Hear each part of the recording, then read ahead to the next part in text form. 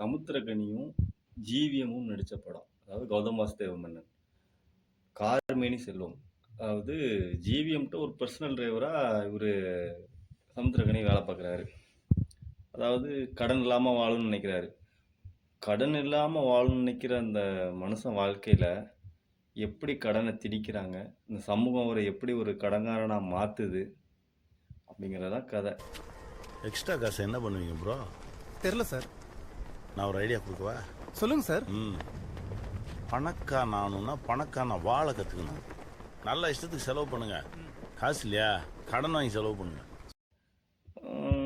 அப்புறம் ஒரே ஒரு விஷயம் புரியுறதுல, ஜிவிஎம் வந்து அவரோட ஓனர். அவர் வந்து செலவுக்கு வச்சுக்கோ அப்படிங்கிற மாதிரி ஒரு 1-2 lakhs கொடுக்குறாரு. இவரும் கஷ்டத்தில் இருக்காரு. ஆனால் அதை ஏன் வாங்க மாட்டேங்கிறாருன்னு புரியல. ஒரு 6 மாசம் எல்லாத்துக்கும் ஒரு பிரேக். இதுல ஒரு 6 மாசம் சம்பளம் இருக்கு. இதை வச்சுக்கோங்க, தேவைப்பட நான் கூப்பிடுறேன். வேணாம் சார். எங்கள் ஓனர்லாம் அந்த மாதிரிலாம் தர மாட்டேன்றாரு. ஆனால் அந்த படத்தில் அவர் கொடுக்குறாரு.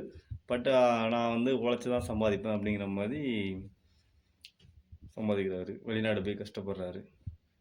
படம் நல்லா இருக்கு, பாருங்க ஒரு டைம், சூப்பராக இருக்கும்.